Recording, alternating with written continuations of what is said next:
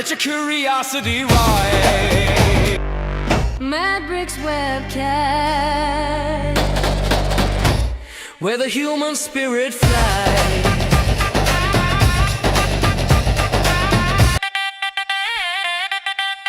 Mad Bricks Webcast, where the human spirit flies. Hey, welcome to the Medbix webcast. This is Raman Anamaraju. I'm the host. So actually we have a very, very wonderful, dear to my heart, is a podcast today. This is bringing Silicon Valley in the front lines, the history of Silicon Valley to the front lines. Okay, it's going to be fascinating thing to learn from our guest today. Before I bring my guest, let me introduce you my co-host, beautiful, blonde, brainy, all, and she saves lives. That's the most important one. So let me introduce you, Dr. Susan Davis. Welcome. So Hello, Romana. Good evening. good evening. So you're all intact. Your van, pickup van, your cattle, your house. They're all in the same place, right? It's not washed out from the hurricanes. No, we're hanging tight. We're good. No problems down here just yet. It's early, so yes, no problems in South Florida. I told everybody, anybody you see a red pickup truck with the beer bottles, call her.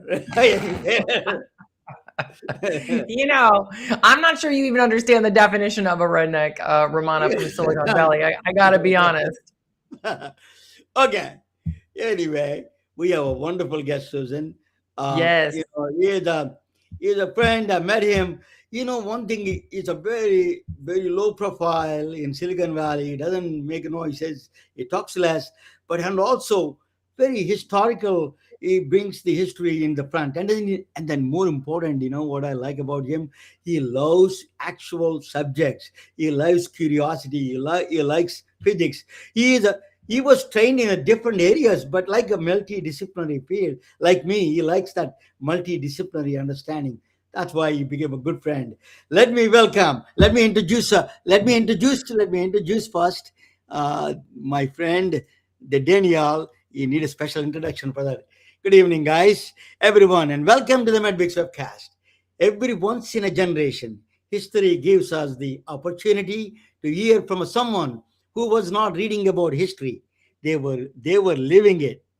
Tonight guest is one of them, one of those rare individuals. Daniel Kottke was not merely a present at Apple's birth. He had a front row seat to one of the history's greatest innovation stories. Long before Steve Jobs became a global icon, Daniel Kottke knew the young visionary searching for purposes, beauty, and excellence. Together, they studied at Reed College. Oh my God, Reed College is my favorite college. The more I read about it, I love it. Traveled across India. They went to India together, Susan, in search of a deeper meaning for 4 months, and returned with experiences that would profoundly influence the culture and the philosophy behind the Apple. As one of the Apple's earliest employees and a member of the original Macintosh team, Daniel helped build not only revolutionary computers, but also witnessed firsthand how curiosity, technology, design, and even spirituality converged into create a company that transformed the world. Transformed the world, Susan. Tonight, we have the privilege of hearing the stories behind the legend from someone who was there before the keynote stages, before the headlines, and before history was written. Please join me in welcoming true Silicon Valley pioneer and eyewitness to innovation and our special guest, good friend for this evening, Daniel Kottke. Welcome, Daniel. Did I make introduction less? I hope I cannot do more than that. I try to do more than that. You deserve more than that, actually, introduction. Looking forward to discussing actual subjects with you, Ramana. Actual subjects. Yeah, right? I love it. Yeah, I love it. he wants to go real subjects into the Daniel, before I go into the jump into the real subjects, let me ask you, you went to the Reed College. You know, Macintosh and Reed colleges are very connected.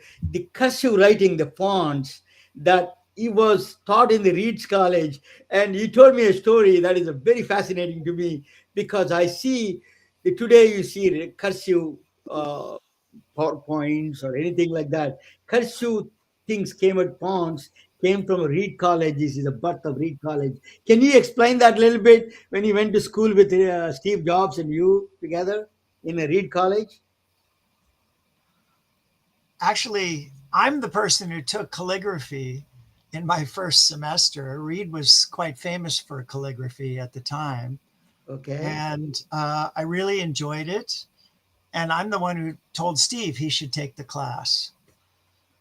Um, and one of the things about the calligraphy class at Reed is you had to actually produce a book that you wrote by hand. Oh, And really? I don't know if Steve ever did. He was just an auditor, so I don't know. I never saw any of his calligraphy. I don't know that he actually did a project, but I Because he wrote took a out. class because of you, right? He took a Yeah, class. yeah. Yeah. Yeah. What is Uh, And calligraphy you were class a is like? lefty, right? I understand Oh, you're a lefty, so your calligraphy was maybe not all that in a bag of chips. I, uh, okay. it was a bit of a crisis because Yeah. you cannot push a calligraphy nib. You have to pull it, just like Ah, like a quill pen, right? yeah. You have to pull it, and so people either turn the page this way. Oh, It's too complicated to show you. I You didn't like know that. turn the page one way or the other. And I said, Well, that's ridiculous. And I just started doing it with my right hand. And oh my God. it turned out it worked out. Because when you're doing calligraphy, you're not writing really fast, you know. No. Um, You're in the so Reed College with him. You're in the Reed College with Steve Jobs. Both of you taking same classes or different classes you're taking? I was You know, never in the same class with him. okay. Uh, Calligraphy you took after you took it. You took first, right? Calligraphy class. yes. I don't even, I don't really know what other classes Steve took, except that he said he liked his Shakespeare class the best. Yeah, yeah. You And were, I didn't have a Shakespeare class. I would have been interested, but yeah. So let me ask you. You finished your school there, and then you moved back to. You left Steve Jobs and Reed College. Reed College is I love it because I used to work in Oklahoma, University of Oklahoma, Norman, and then there is only two or three universities have a nuclear reactors. I was shocked to know that Reed College has a nuclear reactor. That is a research reactor. I used to work under the nuclear reactor in Oklahoma, so I remember that. I loved it. After that, I started liking Reed College. But anyway, what you did after that, after you finished a degree in Reed College, you went back to your hometown, New York. uh, well, no. Steve and I went to India in 1974 for Oh, four tell me that, months, Rafe. Yeah, and I stayed another month after he left. I took really? a month long Vipassana retreat in Dalhousie, Vipassana mindfulness meditation, which was really the main value of the trip for me. Yeah, Uh, uh, anyway, and then I came back. Steve went back to work at Atari. He was working at Atari on video games. But now we're talking 1975. Well, that's when the personal computer, the Altair, was before you go built. into that, let me ask you a question on the India trip. What did you learn in India? It was India is under poverty, a lot of poverty you see in first hand. India is a spiritual place, spiritual home for a lot of people. It is a very different world than now. What did you see in India when you went there? What you and Steve really understood about India? I would say the most shocking thing was well, so we were in Delhi. We took a bus to Haldwani. We went to Nainital. On our way to Kenchi, to Neem Karoli's ashram, and we arrived in Nainital. And the moment we get off the bus, there's this huge crowd of beggars, and including lepers, people missing fingers, which is kind of a shock. You don't see that in this country. Yeah. But the thing, if I reflect back, you don't see beggars who have a smiling face in this country. In India, it's not. It's not. You can have. What am I trying to say? India has a rich spiritual culture that lets you have dignity as a human being, even though you're a beggar. That's what. That's so wonderful. I mean, 1974. Just such a cool experience. I think that you were two very different people with two different takes. It seems like the India trip really did settle in with you maybe for the rest of your time. I can't see how it wouldn't. Were there other travelers in 74 from around the world, your age group, showing up doing the hippie trail, or were you unusual? It seemed like at the time. Theoretically, there were lots of travelers. I didn't really, well, when I got there, Steve arrived a week or two before me. I wasn't going to skip out on my final exams that year at Reed. And good move. So Steve and I were supposed to meet at this hotel, and I get there and he's not there. And all I could do was just wait. There was no cell phone. There was no way to contact him.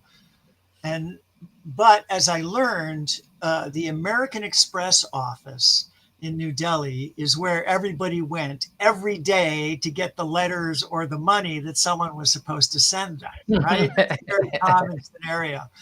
So you could just go to the American Express office and meet lots of people. After about 4 days, I did just run into Steve downtown. He had found a cheaper hotel. Like the hotel he found in Paharganj, which is the old bazaar section of New Delhi. That place was like $1 a night versus $10 a night. $10 a night seemed cheap to me, but anyway, the story was we went to Kenchi in Uttar Pradesh, north of Delhi, which was the ashram of Neem Karoli Baba.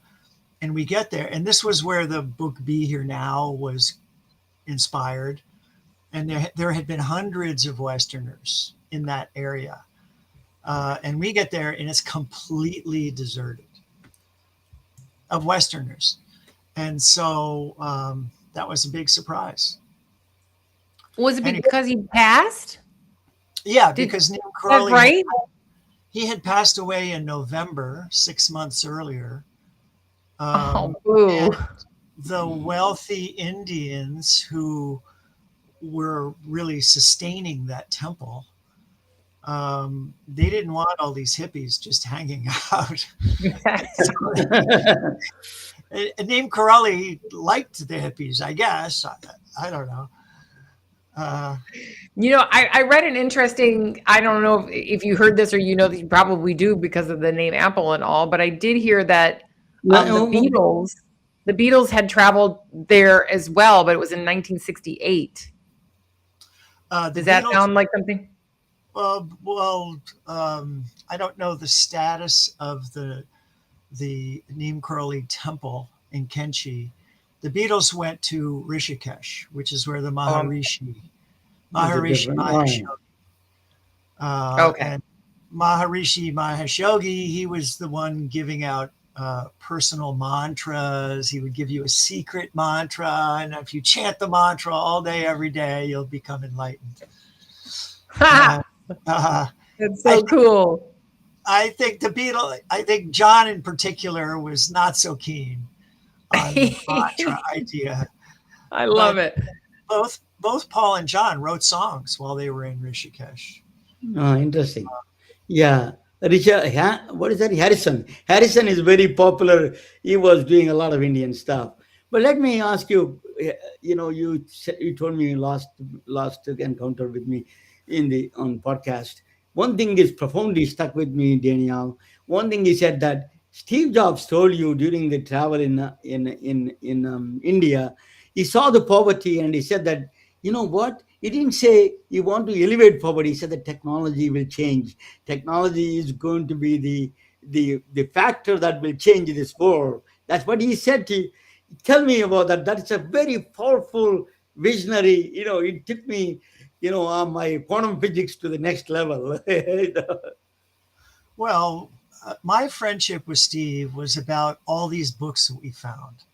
There was the Be Here Now book. That's what got us started. And then there was autobiography of a yogi. There was Yeah. Ramakrishna and his disciples. I had never been exposed to all this material. Lama Govinda wrote books like Way of the White Clouds. And then there was Chogyam Trungpa. There was Alan Watts, who introduced Zen to the Western audience.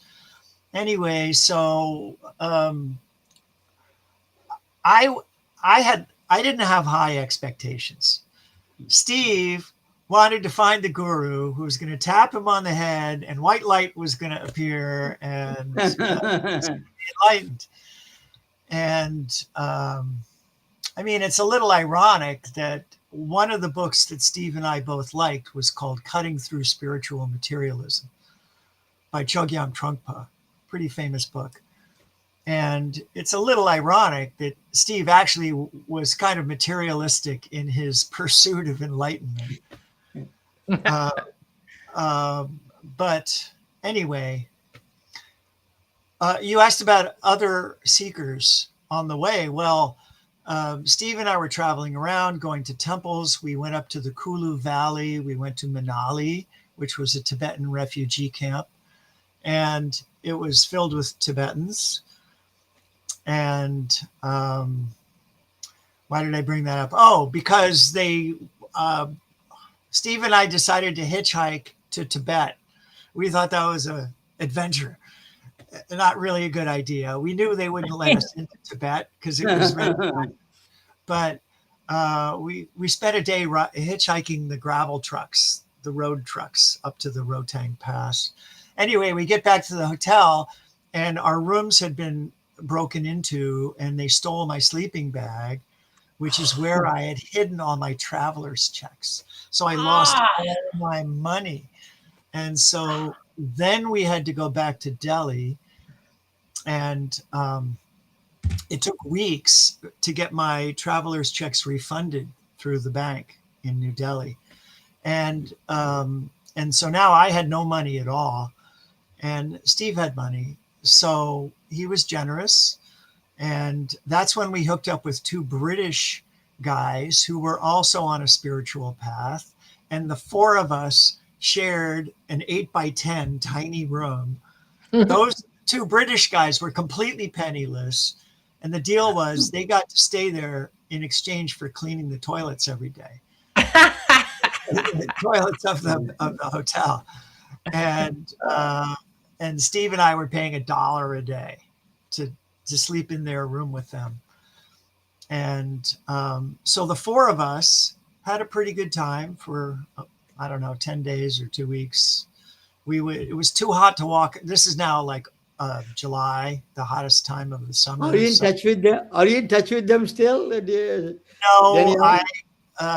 Graham French was the one guy who was most sociable, and I tried to find him years ago, and I thought I found him in Australia.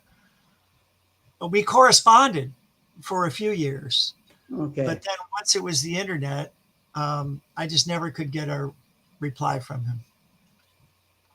I don't even know who his guru was. I don't know what his meditation. Steve and I did not have a meditation practice per se. We had all these books that we were reading. Neem Karoli Baba, the Maharaji, of Be Here Now, it wasn't so much a meditation practice. What Maharaji always said was love, serve, remember. Love everyone, serve everyone, and remember your essence. That was his policy. You know what? What a wonderful transition to like 2026. How do you feeling about that statement right there, and then what you're doing today, and what we're looking at today? I wish it stood true. It does for some. What do you think?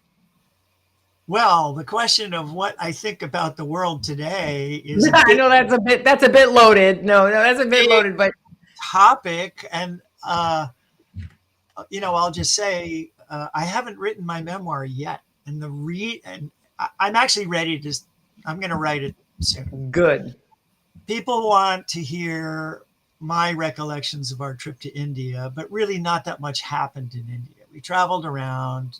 We didn't meet any famous guru who tapped us on the head, and But the seeds were planted. well, yes. Well, the seeds were planted by all the books we read. Okay. If you Google Steve Jobs Spiritual Library, you'll find a page with 100 books on my Steve Jobs bookshelf of books that Steve and I thought were interesting that we had read. Cool. And so the question is, what I realized years ago is, if I'm going to tell the story of my trip to India and the two young men in search of enlightenment, that's the theme. It's a good theme. Then I realized I couldn't end that memoir without saying what I think now about the world. And I have to say, well, it's like, what is the definition of enlightenment that we want to use now? That's a complicated topic. Mm-hmm. I have some ideas now, but the first thing I came to the conclusion is, like, if you can read all these, India has such a rich spiritual tradition of gurus going back hundreds, thousands of years. I really liked Milarepa. Remember Milarepa? Yeah. Like in the Middle Ages? All these adepts, meditators who could do miracles, different types of miracles. Steve and I were kind of junior scientists thinking, okay, what's real here? Like what is actually happening? Well, there's lots and lots of books about Kundalini. That's kind of real. But there's also a whole theme throughout the spiritual literature of like this, the council of the elders that are looking over life on earth and taking care of us, right? You find that idea in many spiritual traditions. And personally, I don't think so. I don't think there's anybody looking down on planet Earth like thinking these people need help, because we do need help. It's like, I don't know. Earth is a difficult place to be for the majority of human beings. That's you came back to United States, then you went to Columbia. You finished your school, right? And you didn't come to Silicon Valley. Tell us a little bit about the education that you went through, and you became a lawyer. Just give me that brief educational background of yours. Well, what I really liked about Columbia, let me say, what I really liked about Reed was it was a pastoral campus, beautiful buildings, and Reed had a very high academic standards for literature. So the reading lists were huge. Yeah. And people were under a lot of academic pressure. That was all okay. But the classes were small. And because it was a relatively small college, you didn't have let me just say, I got to Columbia and the course offering was as thick as a phone book every single semester. Wow. Because it's a combination of all the graduate schools at Columbia plus Barnard College right across the street. And I especially liked, I took a course on Vedanta at Barnard College. I didn't reading know. the Vedas and the Upanishads. I couldn't do that at Reed. And I got into reading all the Christian mystics from the Middle Ages. And so I really liked that part of my education. And then I had a dual major of literature and music. So how did you end up in Silicon Valley? Well, because I stayed in touch with Steve. Yeah. I used to write him letters with quotes of all the stuff I was reading, and he would send me. He wasn't much of a letter writer, but he sent me postcards with quotes that he liked. Yeah. And at the same time that I was at Columbia, Steve was going to the Zendo in Los Altos. There was a Zendo that he could ride his bike to near Cupertino. And so he liked Zen meditation. And so anyway, summer of 75, that was a year after our India trip, I came back to California and visited Steve, and we visited the Zendo, and we drove up to Oregon to the All One Farm commune. And we were harvesting apples. And Daddy, I was telling Susan about that year. She said that where they got the name for apple. They were working in apple farm.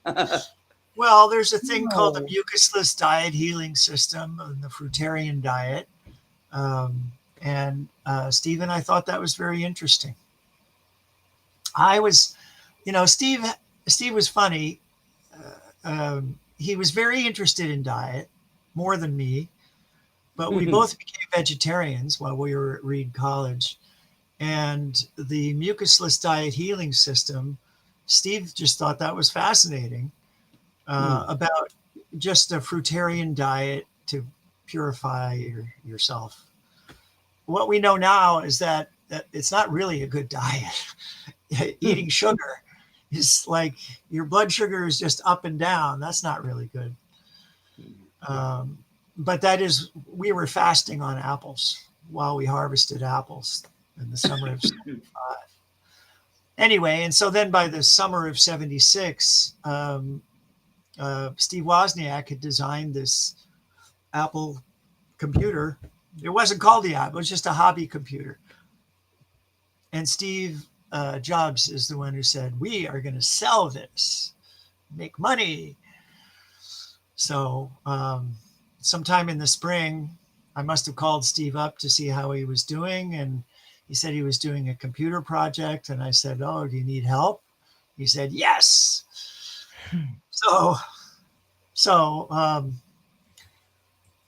summer of 76, I came out for the summer and was building Apple Ones in the garage. I didn't know how. I didn't know. But I'm birth of an apple. Say what? Birth of an apple. Tell me, how did it happen? Well, Steve liked the name Apple because it came ahead of Atari, where he was working in the phone booth, in the phone book. That's cool. I like that. Yeah. I like that. A lot of our listeners don't even know what a phone book is. Right. The yellow pages versus the white pages, they come separately. Yeah, they come separately. Right.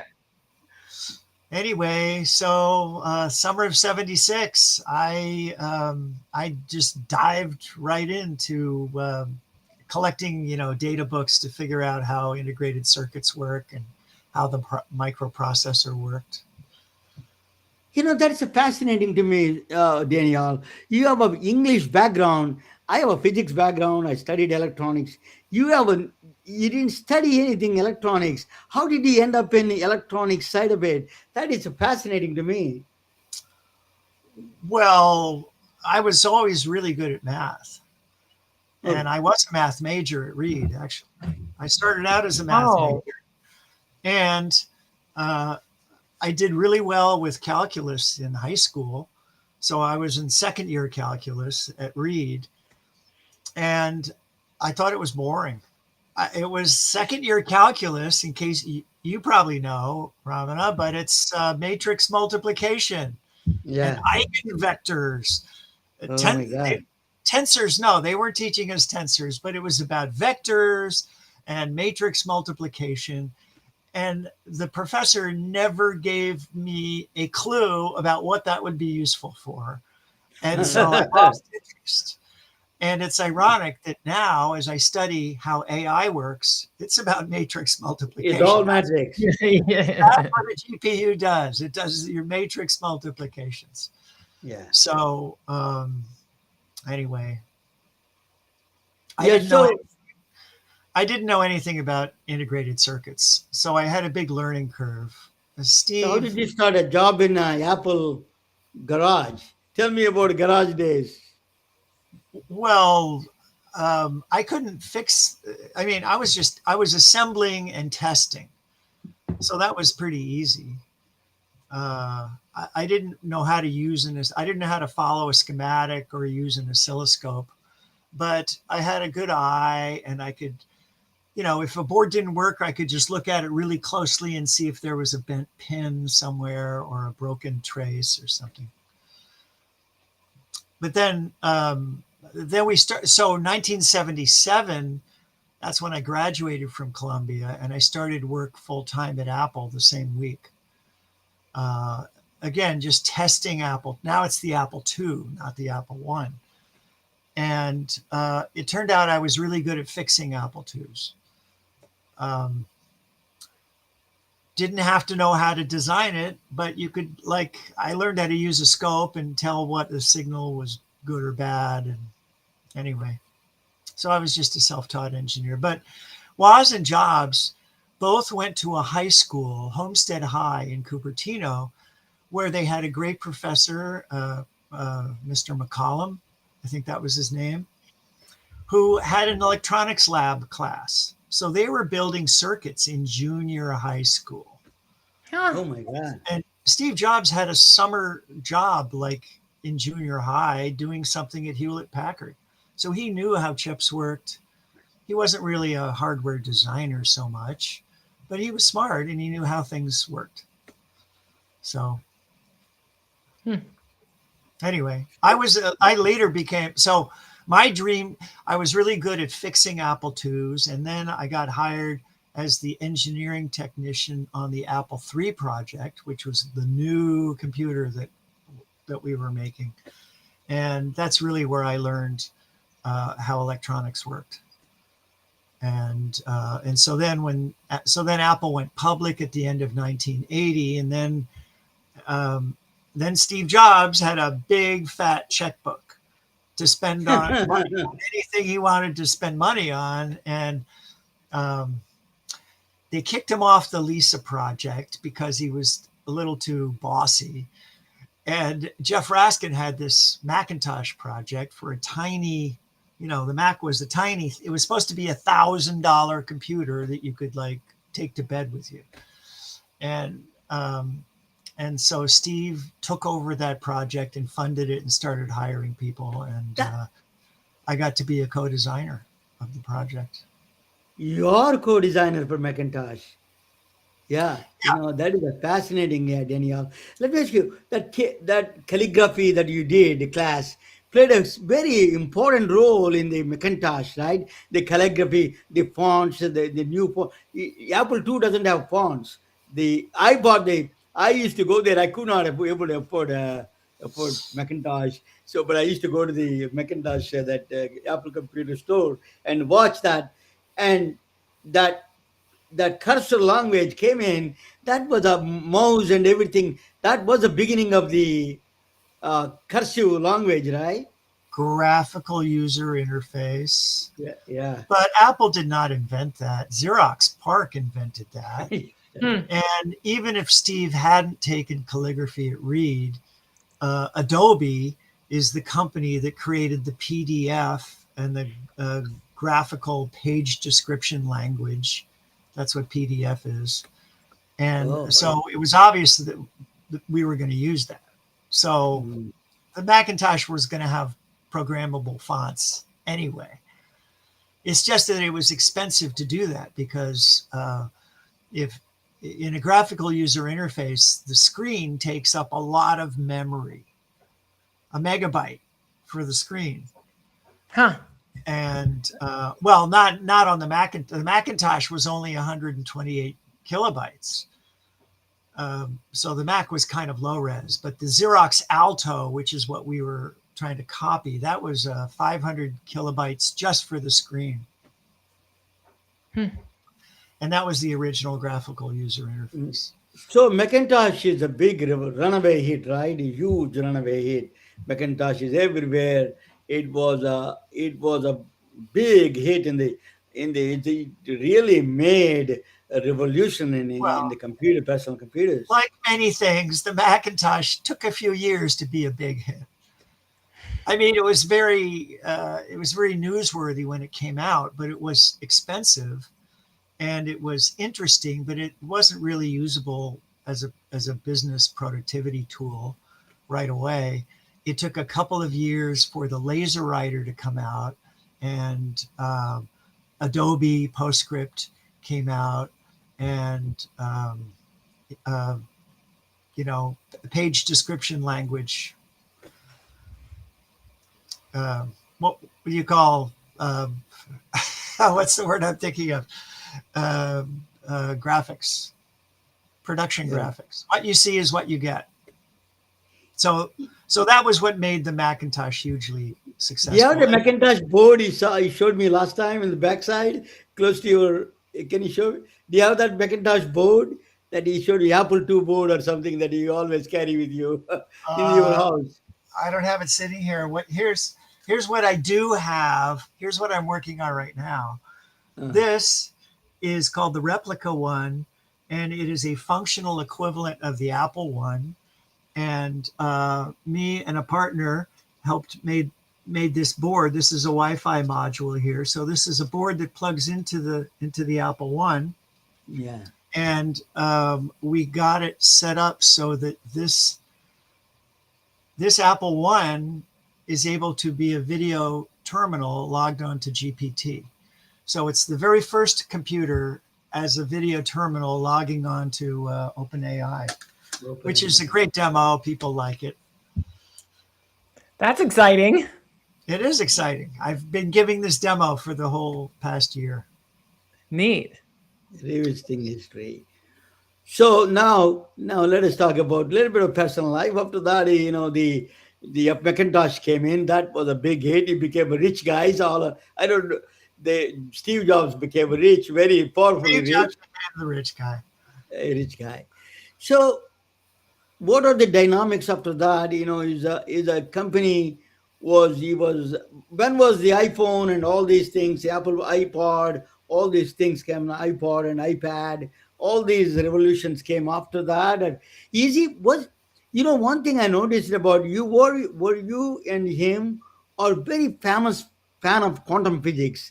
Always, with Bill Gates, he was trying to teach Bill Gates quantum physics. Tell me about quantum physics and your interest and Bill Gates, Steve Jobs' interest in that. Always talking about in the sense. Well, Steve knew about Richard Feynman, Caltech, and Steve had a tiny bedroom at his parents' house, and he had one bookshelf over the door, but he had the Feynman lectures on physics. That was his prized possession.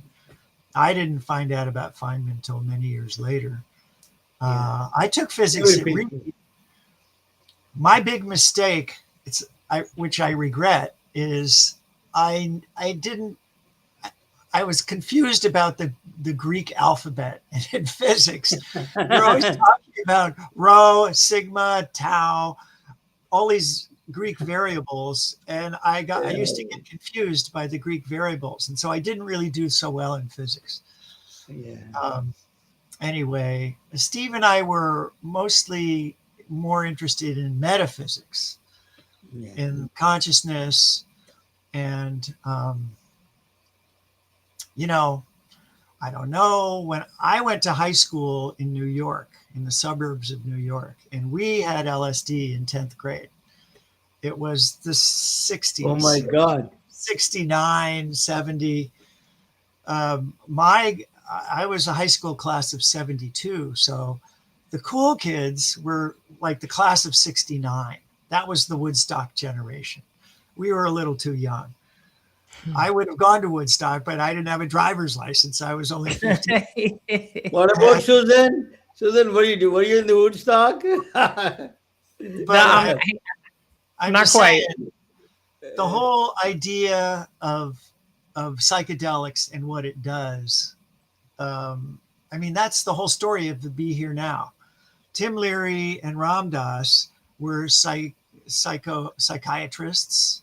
Yeah. They were psychic researchers, psychology researchers. And once they got a hold of mushrooms in this 1966, I think, and they knew it was important for the understanding of consciousness. And that's why when LSD came along, Tim Leary just jumped on it and said, everybody try this.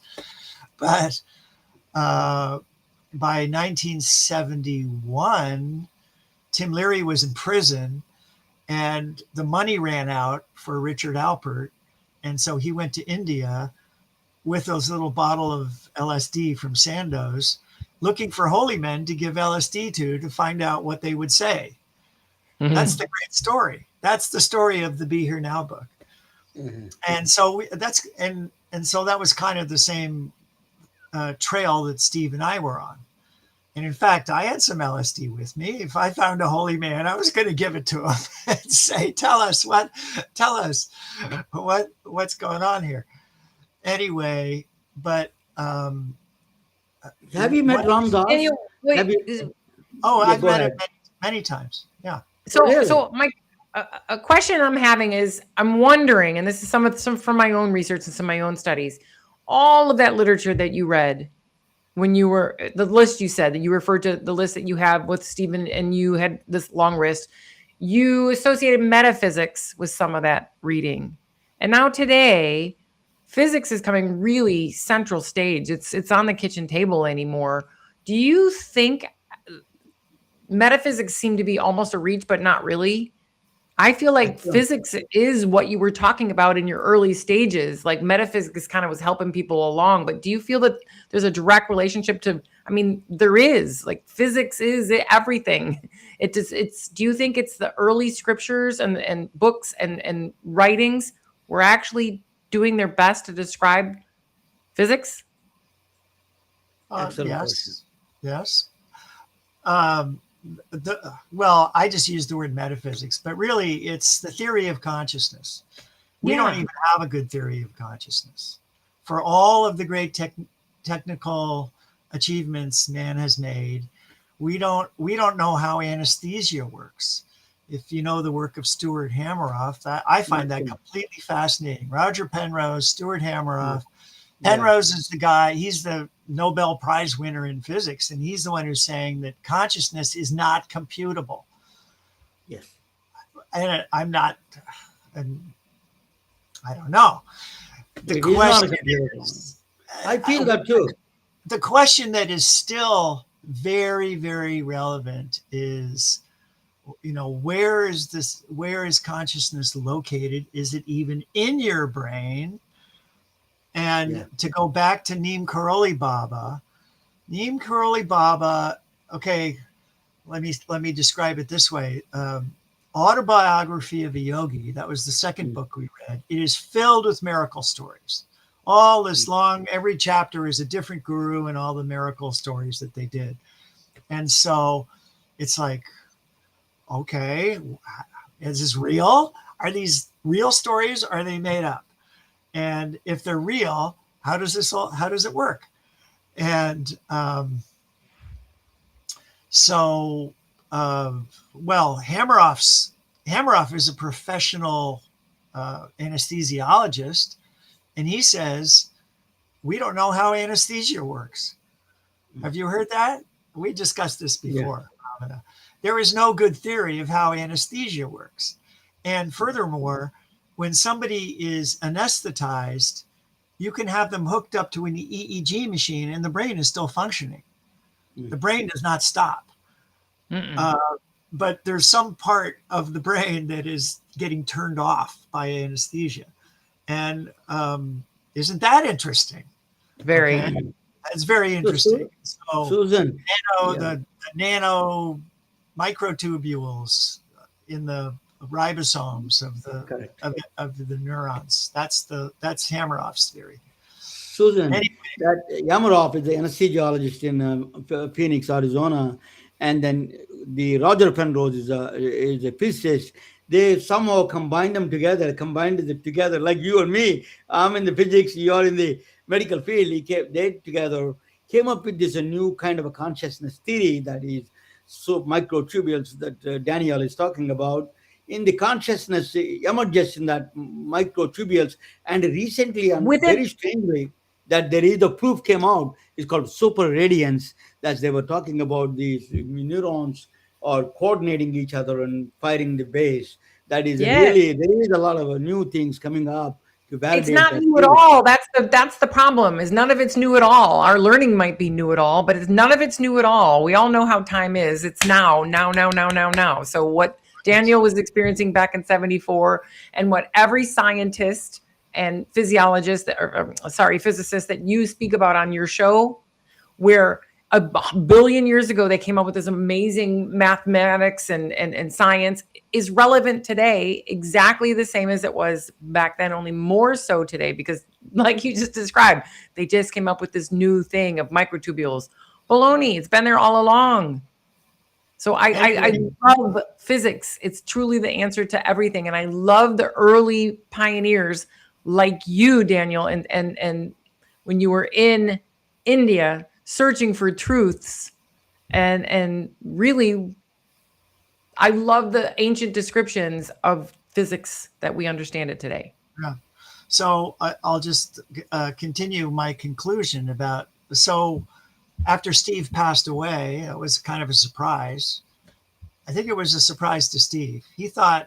Steve has said this, that he thought the doctors were going to find a way to keep him alive. Anyway, what happened in the years following, I thought, well, I better collect all these books and put them all in one place because they were scattered all over my house. And so now I have a Steve Jobs bookshelf with 100 books. And as I think about, and we're talking 24 different gurus from the 70s who were all pretty well known in the media. You know all these names, and they are all dead now, all of them. So it's time to look back. And as I thought about Neem Karoli Baba, he's really kind of in many ways, he's the best because he lived up until 1974. And he was not, you wouldn't call him a healer like some gurus who lay hands on you and then you're magically healed. But he was a healer in the sense that he was very clairvoyant. And the experience, there's 10 books about Neem Karoli Baba. Now, they're still new ones are being written. And in fact, Dr. Larry Brilliant, founder of Seva, he wrote a memoir just a couple years ago called Sometimes Brilliant about his experiences as a devotee of Neem Karoli. And the thing that was a very common experience is when you went to go meet or greet Neem Karoli Baba, either for the first time or he already knew you, he would blurt out the question that was in your head because he was clairvoyant in that way. He would somehow see what the thing that you were wanting to ask. He did that very consistently. And then I thought, well, that is healing.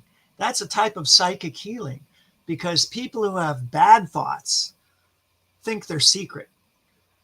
And and here's this little man in a blanket who knows what you're thinking. Okay. Now, some politicians might come to mind, people who are criminals, people who do bad things in the world.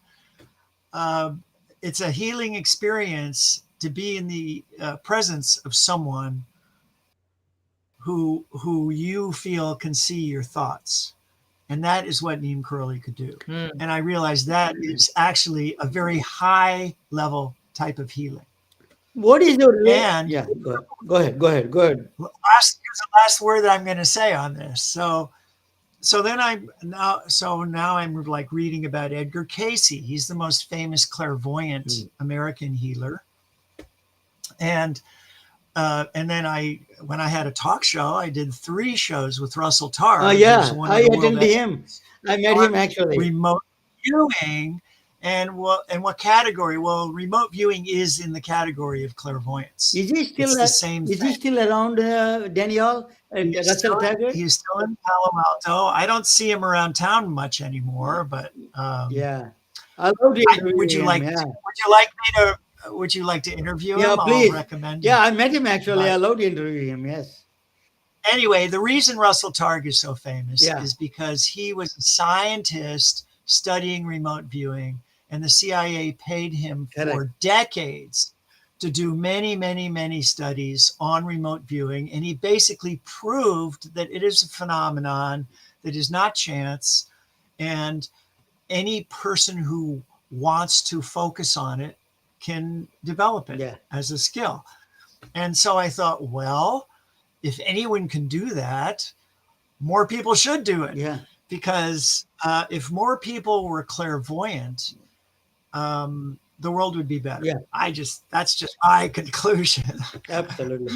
But my assessment of that is that more people should do a lot of things that they don't do. And so what we focus on is what we get. That is a principle of physics. And so clairvoyancy and remote viewing and or, washing your clothes, you have to concentrate on it to do it. And I think is he frozen for you too? Is Daniel frozen for you, Romana?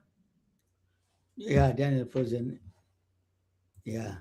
But this whole clairvoyancy and any of those special traits, I believe, we all do have the ability. It's a matter of Yeah. focusing on it and using it and doing it as a workout. Like these people who can do it, it's because they've been doing it forever. Like it's not a random thought. They practice it literally all day, every day for years to be able to do that. Whoops, I think we lost him. Lost him, Romana. Oh, I can't hear you now. He's I coming. can't hear He's you. coming back. Oh, there you are. I couldn't hear you. Yeah, and just I put a microphone. Yeah, he's coming. Oh, okay. Anyway, fascinating. Hold on.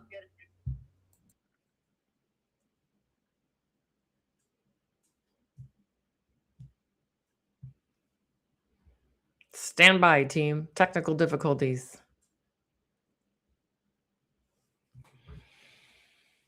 Yeah. I wish I could learn by osmosis, like I would like to just put my head close to his and download all of those books into my mind. You're reading a big book reader, right? I do. I love to read. Yeah, he's very good. Daniel loves reading books. I'm a no. I was having another thought. I was having another thought while he was, what an amazing life and I think don't you think you should ask a question about what about the death he thought about Steve Jobs? And they're friends with Bill Gates also. Should ask that question. A little bit. Well, that's about up to that. you. You ask that question. We're alive still. Yeah, you we're ask alive. the question. No. But What I was thinking about, and this is just because we've been talking about this other topic, and that is, I think, and you and I talk about frequency and vibration quite a bit. And I'm curious, here I am in my life and my trajectory and what I've done and what I've studied and where I've come. And I wasn't exposed to all of that literature. And I would have loved it. I mean, I would have devoured it. And I mean, I guess what I'm saying is, what are the numbers on the planet? Frequency match, right? So if these people have studied a certain body of knowledge and they're all at that vibration, at that frequency, how do we find them? That was a question I had for him. Like, I grew up in India, so some exposure there for those kind of religious and philosophical ideas. Yeah, Daniel is back, and let me add him. Okay, Hey, Dania, hey. he invented technology. He needs to get a different kind of computers. You are the birth of a computers here in Silicon Valley. We're having a problem. This is called cognitive load, Daniel. It is a lot of pressure, including me today. I was complaining, and even Susan is complaining about today about the cognitive load of computers. Oh, yeah. I had a few difficulties, but that's okay. Yeah, let me ask you. She wants to ask something different. Let her ask That's you. okay. That's okay. But I wanted to ask you about your Bill, Steve Jobs, the Bill Gates, and your relationship with the Bill Gates and Steve Jobs, and you. How does it? How does it? Bill Gates is a very materialistic way he thought about life. Bill Gates, Steve Jobs is very spiritual kind of a. Both of you and Steve Jobs are very different kind of a life lens you have. What do you think that is, and how does it manifest into your business? Well, I think both Jobs and Gates were very lucky to be at exactly that moment in time Yeah, when the first computers were going to happen. When the Apple One came out, there were lots of other computers. yeah. Um, and then when the Apple II came out, there were even more other computers. There were lots of competitors. What I've learned is that success for a company, like most companies, don't succeed. There are many stages where you could fail as a company, and many companies do fail. Apple could have easily failed in the late 90s. It Mm. was very close to running out of money, and they were going to sell it to Sun or sell it to some other company. Anyway, What is the Bill Gates? Any relationship with the Bill Gates, and you all have? Was he involved during your time, or came in the latter stages at the Apple? well, he was the same age as Steve and I. I met Bill Gates once before he was famous. He was, at a computer conference, hanging out in the lobby, just chatting. Nice guy, but he was ruthless in business. Mm. Um, but then the good story about Bill Gates. Remember when Bill Gates used to be the Darth Vader of technology, right? Because people love to hate Microsoft, but I think Melinda, his wife, gets a lot of credit for making him a philanthropist. And so I think Bill Gates is the number one philanthropist in world history now. And he teamed up with Warren Buffett, the two of them, right? And then, Yeah. and of course, Bill Gates, I don't know exactly what year it was. Bill Gates came to Palo Alto, spent an entire day at Steve Jobs' house, trying to get him to, like, come on, kick down some money for science, for medical research. And Steve just wasn't really into it. Yeah. So Although Steve, Steve's son Reed is now a professional philanthropist, and Lorene is now a professional philanthropist. So Hmm.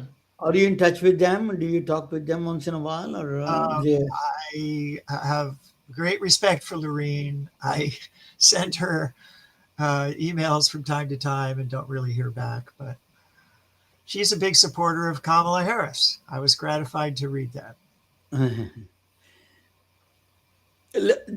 Steve Jobs was not married, right? He was later on married to Lisa Powell, the Powell, what is that? Lorene, But before that, his girlfriend was Christina. She was very close to you. You're all living together at the time, right? yes, Chris Ann. What is her name? Chris Ann. Chrisanne. Christiane. Yeah. And she wrote a memoir called The Bite in the Apple, and she went to India with another friend of mine from Reed College. Uh, Is she doing okay? Is she alive? she's She doing okay. well? Yeah. Um, uh, you know, um, Steve's daughter Lisa is a wealthy woman, and so Yeah, of course. Lisa takes care of her mother. Yeah. As far as Her I mother is know. still, her mother is alive still. Steve Yes, Jobs' mother is yes. alive. Okay. I, I haven't seen her So, this year. I saw her last year. okay. So then you have a question for about consciousness and the No, frequency. I was just sitting here wishing I could just kind of wonder twin powers and absorb your knowledge, and I'm hoping that maybe there's a. Well, I probably shouldn't hope for it. There's something coming in AI where I can just take that bookshelf of yours and download. I'd love to read those books. I was saying when you popped off, what a treat to have such an amazing bookshelf, and I wished I'd have known about them sooner in my day. I get called a hoarder because I have piles of books in my house. I don't care. I actually Okay. do. I actually have been called the same. But I had a hurricane that took my house. Now I lost everything, even all of my books. It was the most devastating thing. Yeah. So anyway, back to India. What really was so helpful in my life was learning Vipassana meditation. They call it, some people call it insight meditation. It's very popular still, as it should be. And the way I describe it is it's a practice of actively relaxing. Um, Unlike Zen, where you're just supposed to sit and not think of anything, right? You're supposed to think about nothing. Have fun with that. Yeah, how's that going for you? But, and so then years later, I went to a lecture by Bruce Lipton. He's written The Biology of Belief, and he's written Spontaneous Evolution. Those are both bestsellers that he wrote. He was a cytobiologist at Stanford, and his first book, The Biology of Belief, is what it's about is, well, it's about many things, but the thing that really changed my view of life and health is, he says, your immune system is exquisitely evolved to do the right thing. That is to say, it's exquisitely evolved to attack cancer cells. Okay. And but the reason we get cancer is because cancer is very clever and it fakes out your immune system so that your immune system doesn't attack it. But the thing about your immune system is it's not under your conscious control, it's autonomic. It's the autonomic immune system. And what you have programmed in your belief about who you are and what you're doing filters down into your immune system. And also, when you have chronic stress, your immune system is downregulated. We know that's You know, true. Every I'm single doing cell is listening. Every single cell is listening. I'm doing unusual today. I'm going to extend our interview for a little bit more and then play the second part later on. But let me, you mentioned, Danielle, about the cancer care. I was talking with you, cancer care in a briefcase, the concept, how the Cancer quantum care sensors in a work, how the briefcase. quantum physics come into our, not on the kitchen table. It is really coming into our biology itself. So I'm going to talk. Let me present a topic on that. You maybe love it, Danielle. Susan always love it. Let me present this one. This is Okay. a topic that I want you to jump in anytime you like. Warren But this McCullough. I've heard of him. uh, I'm going to talk about this subject. A physician curiosity was changed the profound impact on AI. It changed the entire course of the reality of the itself. See, that is, we are going to back to the 1943. Okay, is a when physician named Warren McCall asked one of the most important question, in the history of computing. What he did: can the activity of a neuron be described using mathematics? That is was his goal was. So That one question started the AI revolution, believe me or not. A doctor started it. He's an engineer, like a polymath like you, Daniel. He's an engineer, he's a doctor, MD from Columbia, from the same school as you are. He's from MD from Columbia. So he was working on this extraordinary idea of the can you emulate a neuron into mathematical object. So that was his goal. So what is the neuromorphic computing is called? It means a brain inspired event driven. Brain inspired. That means we are not brain is event driven. A particular event we respond. Somebody I see you I respond. Energy efficient. Our brain works in 20 watts. The if you see that the whole thing works in the you need a data centers need a huge amount of power and very adaptive, online, real time. Instead of brute force mechanism, is there any way that we could use a mechanism, something like our brain mechanism, to reduce this kind of a demand for the power, energy, water, all of them? Can you change that? That is a shift in talking about that uh, brute force to uh, then let me change that a little bit. So that is the original thinking of the Warren McCall. Is what he did was, let me he created a Warren Pitts neuron. They created in 1940s. They created with another physicist called Pitts. Warren Pitts, I think his name, full name. Um, McCall and Pitts neuron. That's called Warren Pitts. Sometimes they call Warren Pitts neuron. They created a mechanism. It sounds very close to the neural network now. It is what they did was, for example, I give you an example of this 1x, 1x, 2x, 3, 5. I don't want to go into the mathematics of it, but I'm going to tell you how that works, how that fit into the neural network. I'm going to show you a little bit about that. A simple question. So, from the doctor's point of view, I can tell you about the doctor's way. If you have a input, okay, suppose somebody a patient walks into the doctor's office, he has a fever, he has a cough, he has the abnormal X-ray. What is McCall pitch neuron does is a mathematical function does. It is a threshold frequency of 2. If it is 3, they come in 3. That means it triggers. It is so it's dangerous. It is if it is less than 2, it says okay, it's not a problem. So they created a threshold. It can way to measure the fever. They gave a 1, cough there is a 1, abnormal X-ray is a 1. Altogether is 3. But they put a 2 as a threshold. If anything passes through 2, that means it triggers a mechanism and say this guy has to be watched out carefully. It could be pneumonia. That was the basic primitive neural network started with a doctor, the Warren McCall. So that's called McCall-Pitts neuron story. So that is this became the hidden intelligence of the artificial intelligence. Bates they call. The Bates concept came from all the way you can trace back to Warren McCall. What is I give you an example for doctors can understand it. This is mostly doctors watch. So how do the doctors do this every day? If some patient walks in with a headache, fever, chest pain, and troponin, I don't know, Susan may know very well, better than me.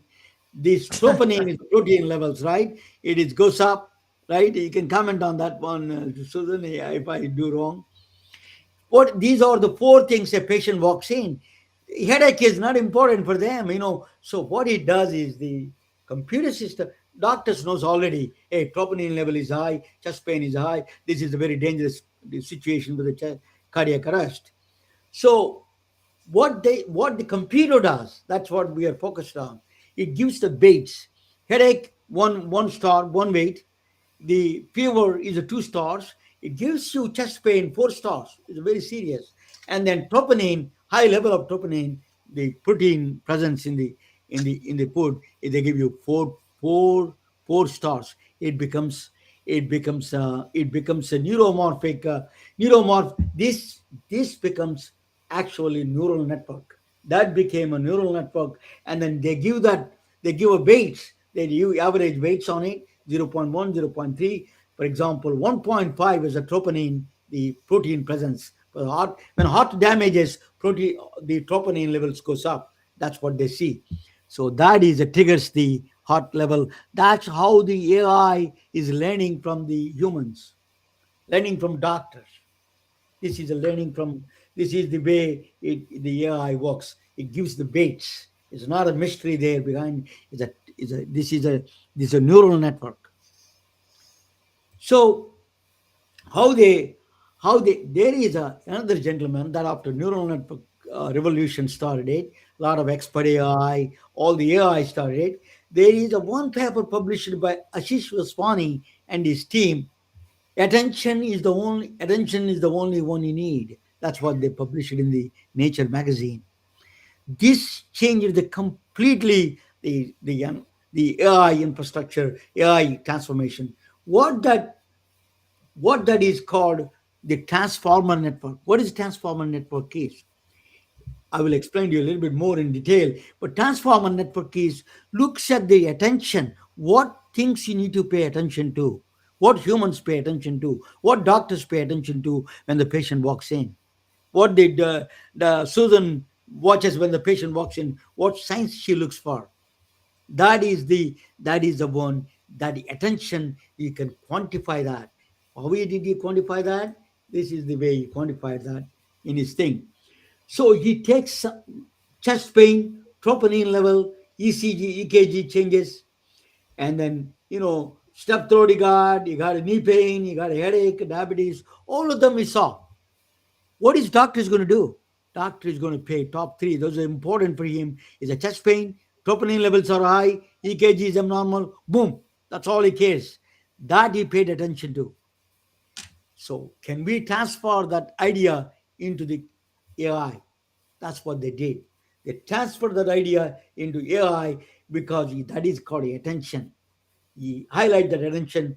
How did he get this?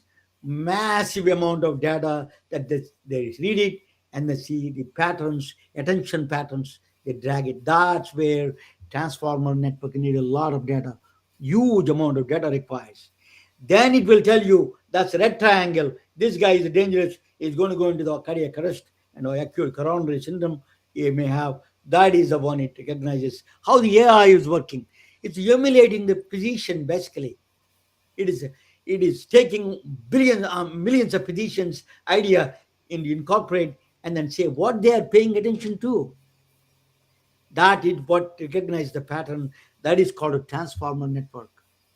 That really changed the world into we are now all the LLMs you see transformer network is the key. But there is a bad side to the transformer network. There is another dark side to it. What is that? It's an unending appetite for data. It requires a massive amount of energy.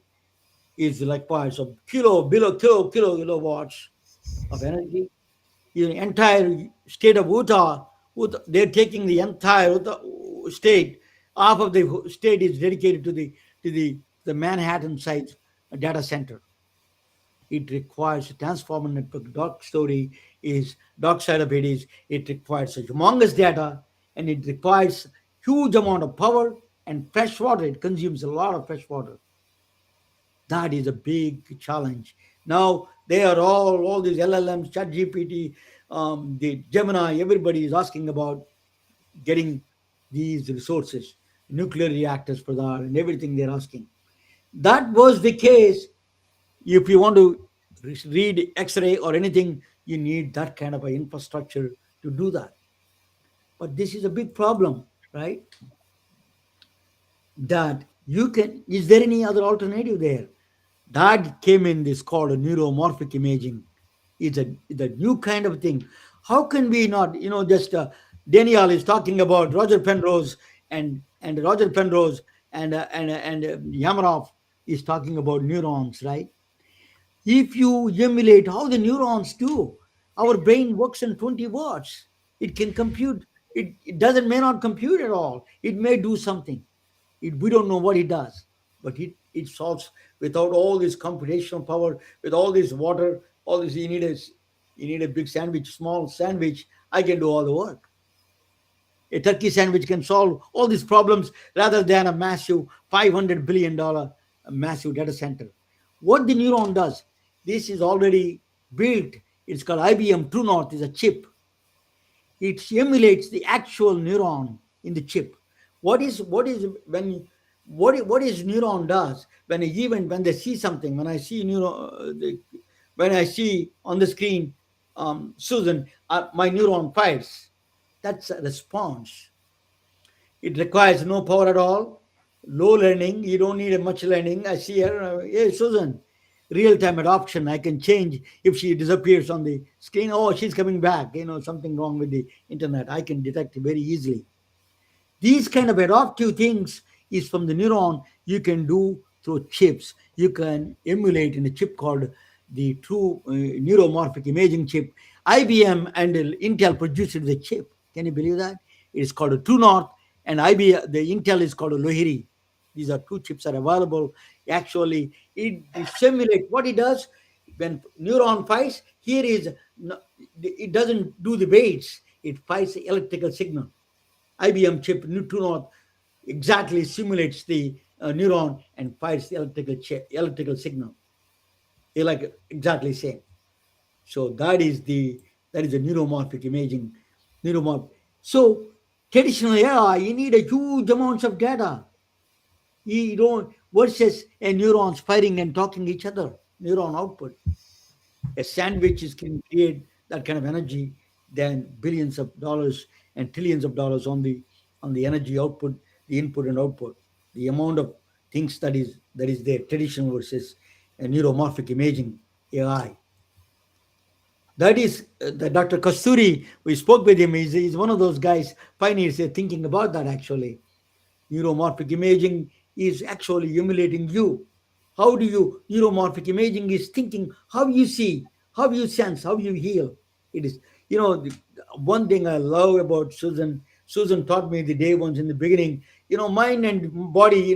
It can go to that original thinking, original things, hands and minds, and basic stuff. You don't need this huge computers and huge software. You can think a very simple way. Or how you see, how you sense, how you heal. You can follow the physics, can follow the biology follows AI follows the healthcare. That transformation is the key.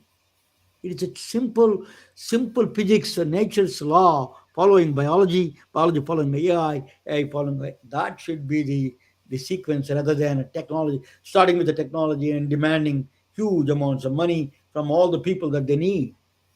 People in the world need a lot more resources than this $500 billion data center. There is a way. If you think nature's thinking, nature has a much more powerful way to solve that problem. And we need to put money for that. So so right now we can use the neuromorphic imaging, the precision, the your hands, they can see the shaking of a tremors. It can recognize you know what is special about neuromorphic imaging is that it only sees the changes. It doesn't record everything that you do every day. It's only records changes. It is specialized in that area. Neuromorphic imaging our neurons, it changes tremors. For example, eye movements that will recognize the diseases, diabetes, and all those other things. Gait analysis, Parkinson, MS, by just watching the way you walk and precision coming up. It is an amazing just watching. Neuromorphic imaging can watch through a special eye. It has a special eyes, watches that and can give you stuff. You don't need a data center access. You can put in the doctor's office a small machine. The neuromorphic imaging chip can tell you what's going on with that patient. It is a revolution in making. So brain is our bulb works in a 20 watt. Our brain works on 20 watts, 80 billion neurons in their operations, 20 watts. It does everything from day-to-day life. We have to really emulate the AI should emulate and technology should emulate not A problem with the current AI is the wrongful demands of data centers. $500 billion data centers. There is a way to do it through the nature's process. Nature can give us a shortcut for us. So thank you for watching. This is a the next revolution is much more bigger than this. Daniel, watch this. Susan, you love it. You're going to love it. Actually, they wanted to put real neurons from our brain inside the chip and control that. Think about that. So they don't need to worry about how it works. If the neurons, our brain is working already, they wanted to put the neurons, it's called organoids, live neurons, our brain neurons, take it out. They're already doing it in San Diego. So it will tell you a lot of diseases in way in advance. So we are going to the next revolution. This is sometimes politics. This technology, technology should follow science. That's what the Steve Jobs did. What the Daniel did. I love about them. I'm emotional about it. Also, I tell you what they do. That is a real revolution in Silicon Valley. So, but anyway, Susan always teaches me something simple, powerful. You can think in that direction. I think that is the future of the game. We cannot ignore that. Thank you for watching, guys. Let me bring my guests back and let me see what they say. So um, let me the. So, what do you think? You love always science, Danielle. That's why I wanted to talk with you about this. I like your slides. They're interesting. What do you think of this $500 billion, data centers, environmental disasters, and all? These are all. There is a way to do. The way thinking like a Steve Jobs and you were thinking in the beginning days of Silicon Valley. We need that kind of thinking nowadays rather than these fights between the billionaires fighting, trillionaires fighting now. You need about Steve Jobs. He lived a simple life. You are all simple, a simple. I witness you. I know you. So it is why we need to this kind of a demand for all these new things and a lot of money requirement taking away from the resources from everybody. I think the situation with data centers is it's just an experiment to see how useful it can be, and it is very useful. Uh, the first computers were gigantic and took a huge amount of power and were hugely expensive. Yeah. We're kind of like it's kind of like what's happening now. It's a recapitulation of the time that the CEO, Thomas Watson, CEO of IBM, said, "Oh, I don't think there's a need for more than 5 computers in the whole world." Remember that? That Yeah. was true. So I don't So know. what do you think, Susan? Oh, no, it was a great presentation as usual. Always food for thought. Wonderful food for thought. If you had to choose between, the left side of the screen with the data centers and the right side of the screen with, neurons powering it all. I mean, that's an easy peasy, easy button. I'm still kind of stuck on how they keep that neuron alive on top of the chip. So I was looking into how's that going to work? Apple juice. Apple juice. Yeah, There you go. Hey, you forgot Hot about off the that. press. You heard it here. Strong work, Daniel. That's it. There's a company in the Bay Area in San Francisco that has 10,000 neurons growing on a chip Yeah. with sensors. And I can't remember the name of the company. Yeah, but they are. I met I heard a scientist on the TV. He's connected with me actually on LinkedIn. I know him, and I asked him to come. He's busy, but next time I'll bring him if there's a chance. But Daniel, Fascinating.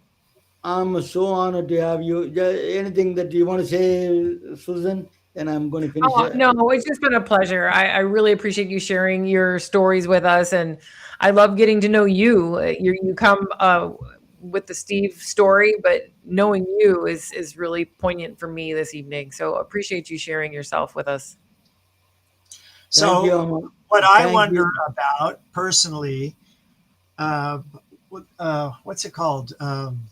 There was a science series. I forget what it was called. It stopped during COVID. Um, I don't know. I listen to Science Friday every week. So what I know for sure is there are plenty of single-celled organisms that can learn. Mm. Single-celled organisms that can follow a maze to food. Okay. So where's the memory? Where's the memory? It's not in neurons. There's no neurons in a single-celled organism. We don't really have a good theory of memory yet. Thank Ah, you.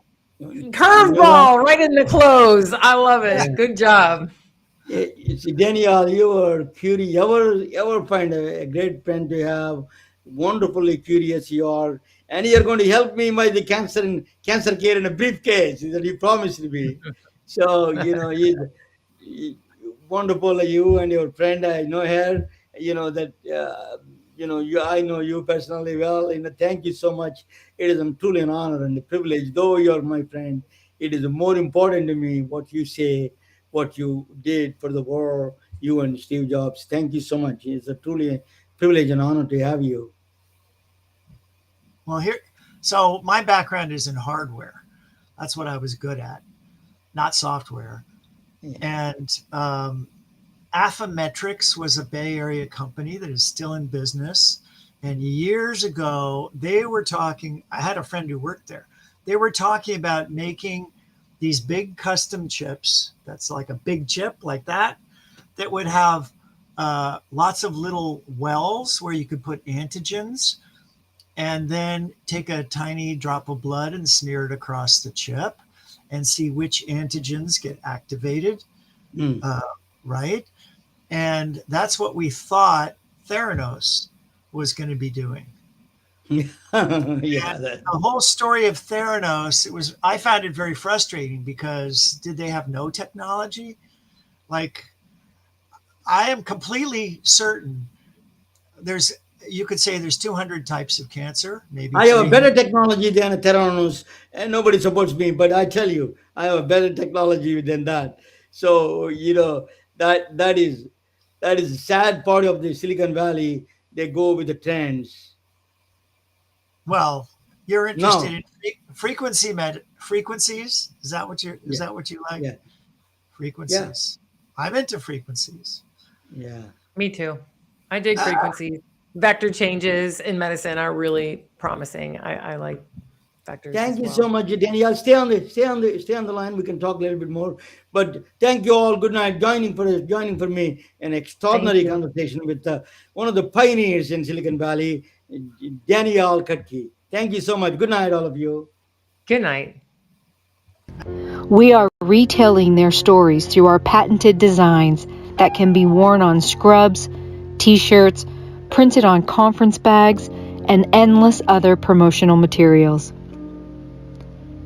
Daily Wear for Medicine is the first ever of its kind to create curiosity in medicine through visual art. We at MedBricks are celebrating unsung heroes of the past who made enormous contributions to the field of medicine through our unique campaign called Daily Wear for Medicine. You can wear it, carry it, and give it